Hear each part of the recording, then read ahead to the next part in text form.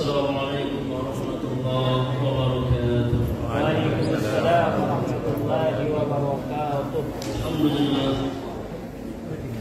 Wassalatu wassalamu ala Rasulillah Nabiyyina Muhammadin wa alihi wa sahbihi wa man wala wattaba'a hudahu ila yaumil qiyamati amma ba'd.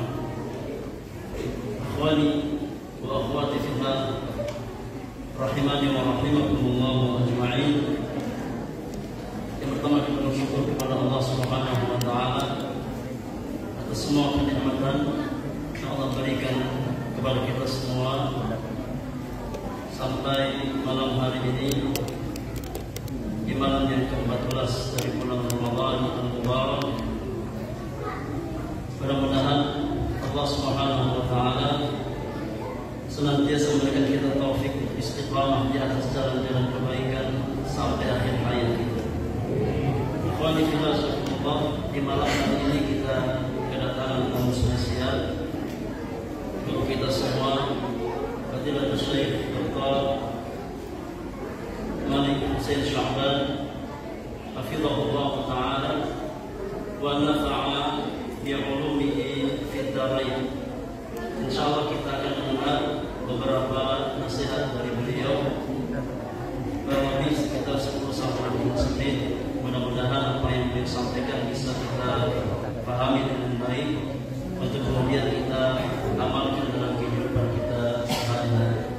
Al-an nasma' min kalam fadilatul Syekhina wa alaihi falyatafaddal mashkuran majur. Assalamualaikum warahmatullahi wabarakatuh. Waalaikumsalam warahmatullahi wabarakatuh. Bismillahirrahmanirrahim.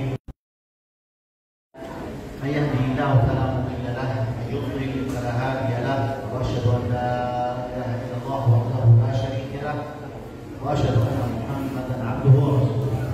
Amma ba'd, فهذه الليالي المباركات في هذا الشهر المبارك، نسأل الله سبحانه وتعالى أن يعيننا على طاعته في هذا الشهر وأن يتقبل ذلك منا بقبول حسن.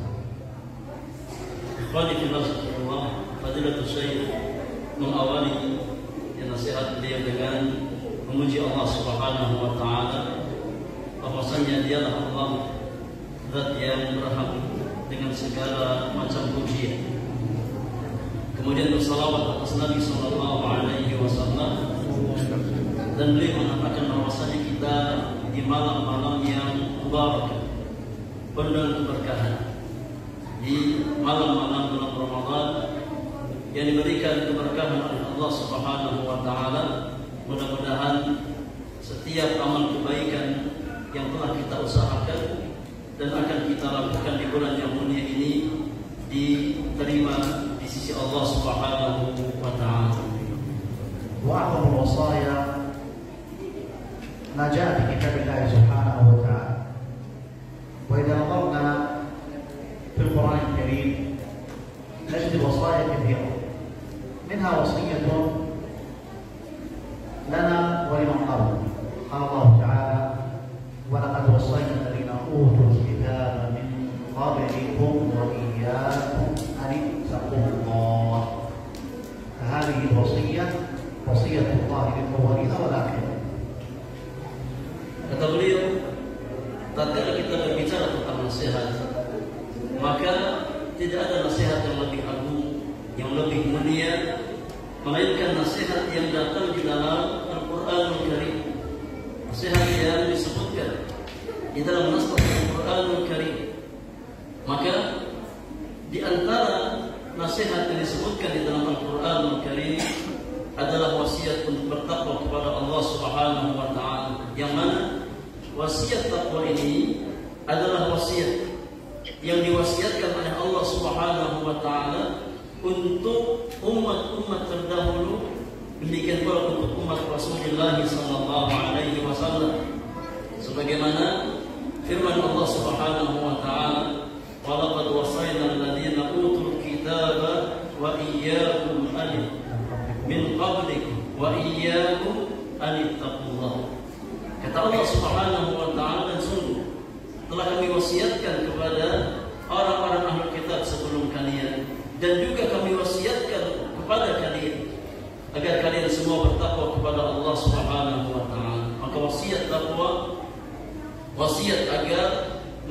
seorang hamba yang bertakwa kepada Allah Subhanahu wa taala adalah wasiat yang Allah berikan kepada umat-umat terdahulu dan umat-umat yang datang di akhir zaman, umat Rasulullah sallallahu alaihi wasallam.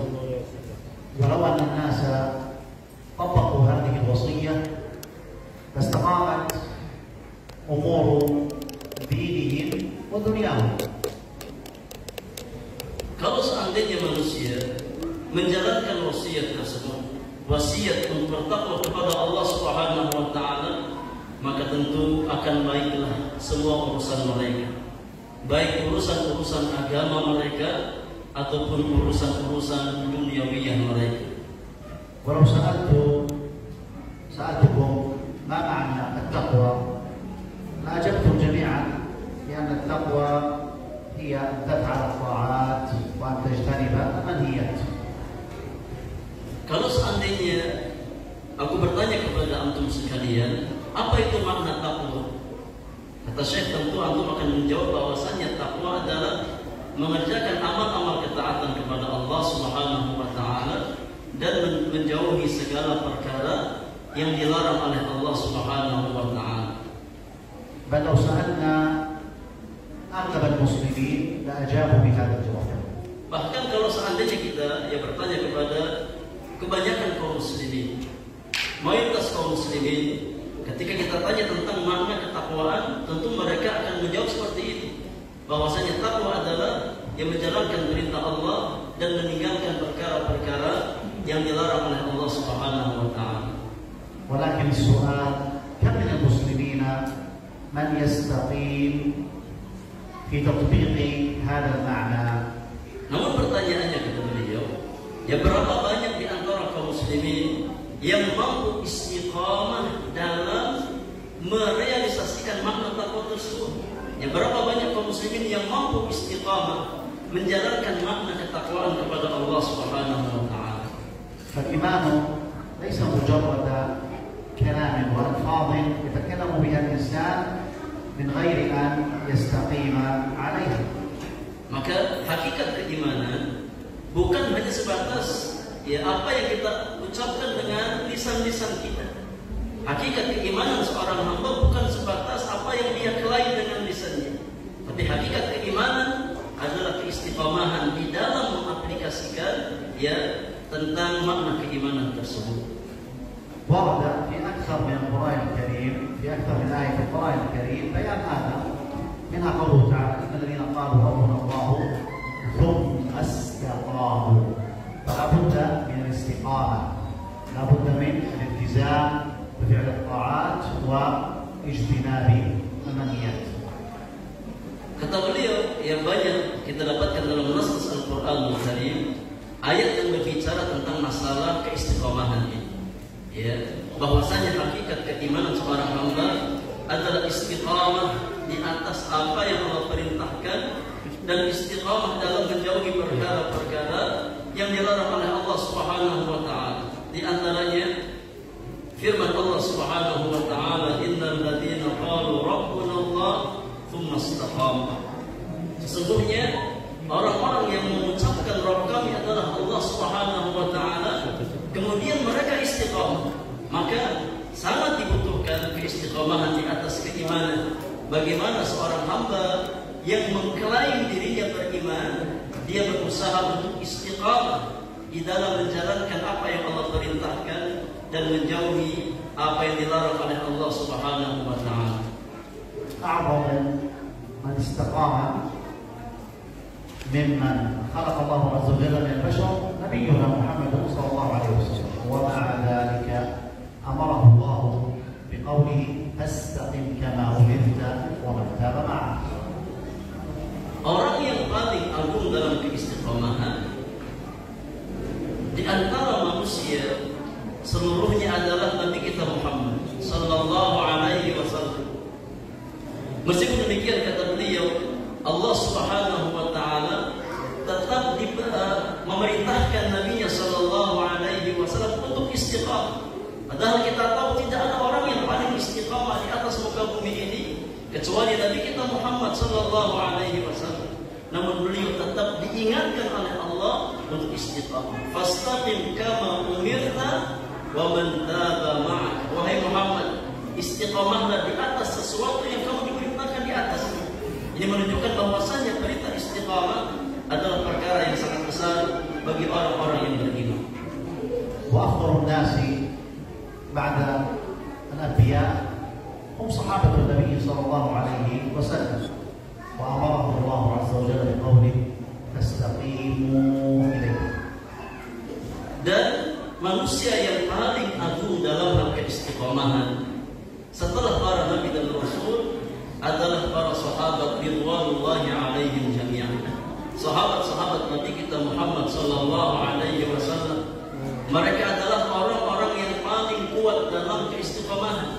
Meskipun demikian, Allah tetap perintahkan mereka untuk istiqamah. Fastaqimu ilaihi, istiqamahlah kalian, ya, di atas perintah Allah Subhanahu wa taala, di atas agama Allah Subhanahu wa taala. وكيف يستقيم الإنسان على الشرع؟ لا يستقيم الإنسان إلا إذا تعلم، إلا إذا كان طالب علم بحيث يعرف ما الذي يحبه الله ويرضاه فيفعله، وما الذي يكرهه الله عز وجل ويأباه فيبتعد عنه. Pertanyaan jemaah yang Allah muliakan, bagaimana seorang hamba mampu istiqamah di atas syariat Allah Subhanahu wa taala? Bagaimana seorang muslim, ya seorang muslimah mampu istiqamah di atas syariat Allah? Maka jawabannya kata beliau, ya tidak mungkin seseorang akan mampu istiqamah melainkan dengan ilmu. Melainkan tatkala seorang muslim berusaha belajar tentang syariat Allah Subhanahu wa taala.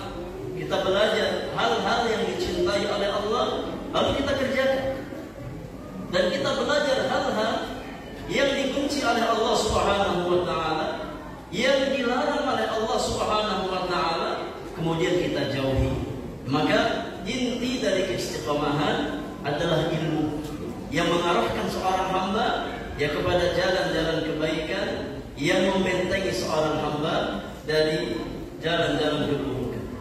والاستقامة في ديننا الحنيف استقامة في العقائد الصحيحة التي نأخذها من كتاب الله ومن سنة رسول الله صلى الله عليه وسلم، وما نجمع عليه الصحابة رضي الله عنهم والتابعون وتابعوهم. Kata beliau, asas keistiqomahan di dalam agama kita yang lurus, yang hanif, adalah istiqamah dari sisi akidah, dari sisi keyakinan. Ya, inilah asas keistiqomahan seorang hamba dalam perkara agamanya.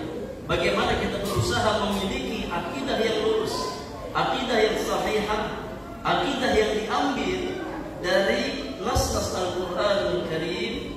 Demikian pula sunnah Rasulullah sallallahu alaihi wasallam dan ijma' para sahabat ridwanullahi alaihim jami'an. والعقيدة هي أصل الإيمان، وأركان الإيمان ستة: أن تؤمن بالله وملائكته وكتبه ورسله واليوم الآخر وأن تؤمن بالقدر خيره وشره. Dan inti dari akidah, ya, atau akidah kata beliau merupakan aslul iman, asas dari keimanan, inti dari keimanan. Dan inti akidah seorang mukmin, ya, ada pada arkanul iman yang benar, ada pada rukun iman yang benar.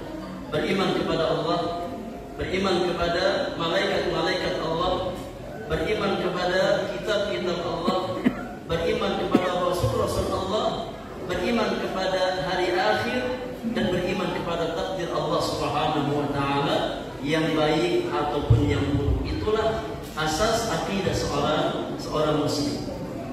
كذلك نحذر من العقائد المنحرفة، سواء ممن ينتسب إلى الإسلام أو ممن ليس بمسلم، فإن هذا الزمن تنتشر فيه الشبهات بشكل كبير، نسأل الله أن يعصمنا منه. Demikian pula kata beliau, hendaknya seorang muslim, seorang muslimah berusaha untuk mewaspadai dari keyakinan-keyakinan yang menyimpang, dari akidah-akidah yang menyimpang dari petunjuk Allah dan Rasulnya Sallallahu Alaihi Wasallam. Ya, karena kita hidup di zaman di mana syubhat luar biasa kuat. Ya, begitu banyak penyimpangan yang disebarkan oleh manusia, baik yang mereka menisbatkan diri mereka kepada Islam ataupun dari kalangan orang-orang muslim. Ya, dan kita mohon kepada Allah Subhanahu wa taala semoga Allah melindungi kita semua dari akidah-akidah yang menyimpang tersebut. الاستقامة تكون في العبادات التي نتقرب إلى الله سبحانه وتعالى بها، فلا نفعل العبادات إلا كما فعلها رسول الله صلى الله عليه وسلم. Kata beliau, ya, demikian pula keistiqamahan ada dalam perkara-perkara ibadah, sebagaimana istiqamah ada dalam perkara keyakinan, dalam perkara akidah, maka istiqamah juga ada dalam perkara ibadah. Dan hakikat keistiqamahan dalam urusan ibadah adalah bagaimana seorang muslim, seorang muslimah beribadah sesuai dengan petunjuk Rasulullah sallallahu alaihi wasallam. Bagaimana kita beribadah kepada Allah dengan tuntunan, ya, dan petunjuk yang dituntunkan oleh Nabi kita Muhammad sallallahu alaihi wasallam. وكذلك الاستقامة في المعاملة بين الخلق، بين بعضنا البعض، سواء في التجارة أو في أي معاملة بين مسلم ومسلم. Demikian pula kata beliau, keistiqamahan, ya, sebagaimana dia ada dalam perkara keyakinan, sebagaimana ada dalam perkara ibadah, maka istiqamah juga ada dalam perkara muamalah, dalam hal interaksi di antara kita, ya, di antara kaum muslimin, ya, dalam muamalah kita, maka hendaknya kita berjalan dalam bab muamalah di atas petunjuk yang datang dari Allah dan Rasulnya Sallallahu Alaihi Wasallam dalam perkara tijarah, dalam urusan bisnis, ya, atau perkara-perkara yang lain, maka hendaknya kita membangun muamalah kita di atas petunjuk yang datang dari Allah dan Rasulnya Sallallahu Alaihi Wasallam.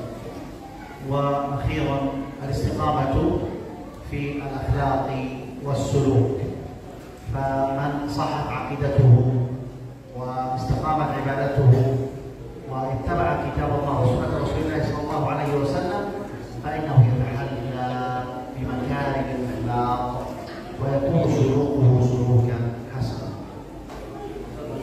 Yang terakhir kata beliau, jadi antara poin tentang keistiqamahan, selain istiqamah ada dalam perkara akidah, selain istiqamah ada dalam perkara ibadah, selain istiqamah ada dalam perkara muamalah, maka istiqamah juga ada dalam perkara adab, dalam perkara akhlak dan suluk seorang muslim. Ya, karena akidah yang sahihah, ibadah yang benar, yang dibangun di atas petunjuk Al-Quran dan Sunnah akan, ya, memancarkan akhlak yang mulia dari diri seorang hamba. Ya, maka sangat erat kaitannya antara akidah yang benar, ibadah yang benar, ya, muamalah yang benar dengan akhlak yang mulia. Oleh karenanya seorang muslim yang dia berusaha berjalan di atas petunjuk Al-Quran dan Sunnah, maka hendaknya berusaha untuk menampakkan akhlak yang terbaik, ya, yang merupakan tuntunan dari Al-Quranul Karim dan Sunnah Rasulullah Sallallahu Alaihi Wasallam. هذا الشهر كنا ننتظر قدومه، ثم دخل رمضان، ثم سارت الأيام والليالي بسرعة، وأنا اليوم في 14 من هذا الشهر المبارك، وما مضى يحاسب كل منا نفسه عليه، ونستعد للعشر الأواخر وهي أفضل هذا الشهر. Kata beliau, ya, bulan Ramadan adalah bulan yang sebelumnya kita nanti kedatangan. Ya, kita menantikan hadirnya bulan Ramadan ini. Kemudian Allah pertemukan kita dengan bulan Ramadan, dan tidak terasa sekarang kita sudah di pertengahan Ramadan. Ya, malam hari ini kita sudah di malam yang ke-14. Maka yang sudah berlalu dari hari-hari Ramadan, hendaknya setiap muslim mengintrospeksi diri. kebaikan-kebaikan apa yang sudah dia usahakan. Kemudian ya keburukan-keburukan apa yang pernah dia lakukan. Kemudian ya kita bersiap diri untuk memaksimalkan waktu yang tersisa, secara khusus ketika sudah memasuki 10 malam terakhir dari bulan yang mulia ini. Karena 10 malam terakhir bulan Ramadan itulah waktu-waktu yang terbaik dari bulan yang mubarak ini. Hendaknya kita mempersiapkan ya untuk memasuki akhir Ramadan, 10 malam terakhir Ramadan ya dengan sebaik-baiknya. ونحن لا ندري هل ندرك العشر الأواخر أو لا ندركها. فالأعمار بيد الله سبحانه وتعالى، ولكن النية الصالحة تبلغ الإنسان الأجر والثواب ولو لم يفعل الفعل. فننوي نية صالحة بأننا سنتقرب إلى الله عز وجل بأنواع القربات في العشر الأواخر من اعتكاف وقراءة قرآن وصدقة ونحو ذلك من العبادات. فإن بلغنا ذلك نسأل الله التوفيق والإعانة. إن لم نبلغ فيكتب لنا الأجر، وهذا من فضل الله ورحمته على هذه الأمة. Kata beliau, ya, kita tidak tahu apakah kita akan sampai pada 10 hari terakhir Ramadan atau tidak. Karena umur manusia tidak ada yang tahu. Ya, di hadapan kita beberapa hari lagi akan masuk 10 hari terakhir dari bulan yang mulia ini. Dan itu waktu yang paling utama dari bulan Ramadan. Ya, namun kita nggak pernah tahu apakah umur kita sampai ke sana atau tidak. Namun kata Syekh, ya paling tidak kita sudah punya niat yang baik. Ya, kalau seandainya Allah Subhanahu wa taala sampaikan kita pada 10 malam terakhir, niatkan kita untuk bersungguh-sungguh di atas amal kebaikan. Ya, maksimalkan qiyamul lail kita, maksimalkan tilawah Al-Qur'an kita, maksimalkan infak dan sedekah kita dan amal-amal yang lain. Kata beliau, karena dengan niat yang baik seorang hamba akan disampaikan kepada pahala kebaikan meskipun dia tidak sempat mengamalkannya. Ya, selama seorang hamba sudah memiliki niatan yang baik untuk melakukan satu amal kebaikan, kalaupun seandainya qadarullah dia belum sempat mengamalkannya, dia ajal keburu, ya menghampiri dirinya, paling tidak dia sudah mendapatkan pahala dari niat kebaikannya tersebut. Maka jangan memaksa orang muslim. Ya, kalau seandainya kita dipertemukan oleh Allah Subhanahu wa taala, maka kita mohon taufik kepada Allah Subhanahu wa taala agar bisa memaksimalkan 10 malam terakhir Ramadan dengan amal-amal kebaikan. Kalaupun ya ajal terlebih dahulu ya menemui kita, maka paling tidak kata beliau kita sudah mendapatkan pahala dari niat-niat kebaikan.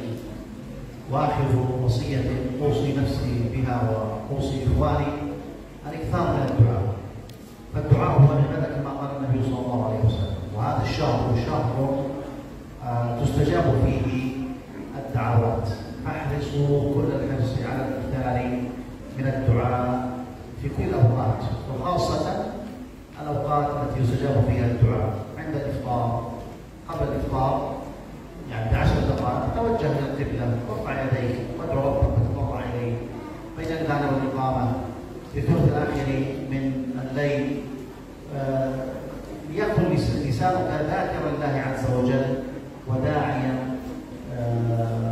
إياه بكل ما تريد من خير الدنيا والآخرة. Yang terakhir kata beliau, jadi antara wasiat yang ingin saya sampaikan untuk semua di bulan yang mulia ini, hendaknya seorang hamba memperbanyak doa, kepada Allah Subhanahu wa taala. Karena bulan Ramadan adalah kesempatan emas. Doa-doa kita diijabah oleh Allah Subhanahu wa taala. Maka maksimalkan bulan yang mulia ini untuk bertawadhu kepada Allah, untuk berdoa kepada Allah Subhanahu wa taala. Secara khusus ya cari waktu-waktu yang mustajab. Ya, di antaranya adalah sebelum kita berbuka ya puasa. Kata beliau 10 menit sebelum berbuka puasa, maka ya hadapkan wajah kita ke arah kiblat, angkat tangan kita, minta kepada Allah Subhanahu wa taala. Ya, karena itu di antara waktu yang sangat mustajab dari doa seorang hamba. Demikian pula di antara adzan dan iqamah. Demikian pula di sepertiga malam terakhir, hendaknya kita senantiasa membasahi lisan-lisan kita dengan berzikir kepada Allah Subhanahu wa taala dan berdoa meminta kepada Allah Subhanahu wa taala, karena bulan Ramadan adalah bulan di mana doa-doa orang-orang beriman sangat besar kemungkinan diijabah oleh Allah Subhanahu wa taala. واحرصوا على أدعية النبي صلى الله عليه وسلم، وهذه الأدعية مترجمة وموجودة في الكتب، موجودة في الهواتف، في هذه البرامج. تضع الهاتف مثلا بين يديك، تقرأ وتقرأ هذه الأدعية وتكثر منها وتكرر. فالنبي صلى الله عليه وسلم يعني ما ترك خيرا إلا ودل أمته عليه، وما ترك شرا إلا وحذر أمته منه. Iya, kata beliau, hendaknya kita berusaha untuk bersungguh-sungguh di dalam berdoa secara khusus dengan doa-doa yang datang dari Nabi kita Muhammad sallallahu alaihi wasallam. Alhamdulillah pada zaman sekarang kita dimudahkan dengan banyaknya buku-buku terjemahan dari doa-doa tersebut, atau mungkin ada di aplikasi HP kita. Maka kalau seandainya memang kita belum hafal lafaz doa tersebut, bisa kita sambil baca. Sambil kita baca doa tersebut dan kita angkat tangan kita minta kepada Allah Subhanahu wa taala. Imma dengan media buku atau dengan HP kita yang berisi doa-doa dari Nabi sallallahu alaihi wasallam. Maka maksimalkan kesempatan ini dengan sebaik-baiknya. Nasallahu subhanahu wa ta'ala an yaghfira liwalidina wa lilmuslimin wal muslimat والمؤمنين والمؤمنات الأحياء منهم والأموات، ونسأله سبحانه وتعالى من الخير كله عاجله وآجله ما علمنا منه وما لم نعلم، ونعوذ به سبحانه من الشر كله عاجله وآجله ما علمنا منه وما لم نعلم، ونسأله الجنة وما قرب إليها من قول وعمل، ونعوذ به من النار وما قرب إليها من قول وعمل، ونسأله من خير ما سأل به محمد صلى الله عليه وسلم، ونعوذ به من شر ما استعاذ منه عبده ونبيه محمد صلى الله عليه وسلم، وما قضى لنا من قضاء ان يجعل عاقبته رشدا، ونسأله سبحانه ان يعيننا على الطاعه في هذا الشهر المبارك وفي غيره من شهور العام، وان يتقبل ذلك منا بقبول حسن، وصلى الله وسلم على نبينا محمد وعلى اله وصحبه وسلم. Terakhir dia berdoa, mudah-mudahan Allah Subhanahu wa taala mengampuni dosa-dosa kita, kedua orang tua kita, dosa-dosa kaum muslimin dan kaum muslimat, dan Allah Subhanahu wa taala memberikan kita taufik untuk bisa berjalan di atas jalan-jalan kebaikan, untuk bisa beramal dengan amalan-amalan yang mendekatkan kita kepada ridha Allah Subhanahu wa taala, kepada surga Allah Subhanahu wa taala, dan semoga kita dijaga dari perkara-perkara yang mengundang murka Allah Subhanahu wa taala. Kita minta segala macam kebaikan, baik di dunia ataupun kebaikan di akhirat, dan kita berlindung kepada Allah Subhanahu wa taala dari segala macam keburukan, baik keburukan di dunia ataupun keburukan di akhirat. Dan kita mohon kepada Allah Subhanahu wa taala dengan kebaikan yang diminta oleh Nabi kita Muhammad sallallahu alaihi wasallam, dan kita memohon taufik kepada Allah Subhanahu wa taala agar Allah senantiasa menolong kita di atas ketaatan kepadanya. Ini jemaah yang Allah muliakan yang bisa beliau sampaikan, kita ucapkan jazakumullahu khairan ala fadilatul syekh di atas nasihat yang beliau sampaikan.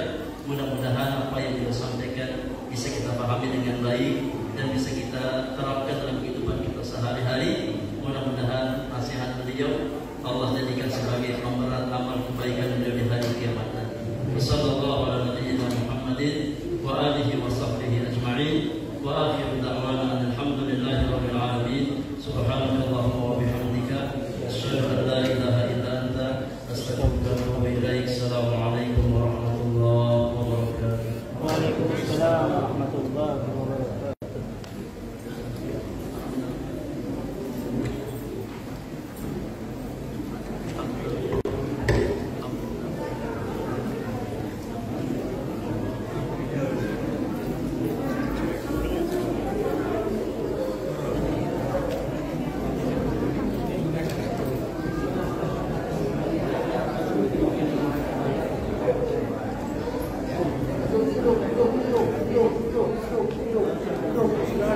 Go.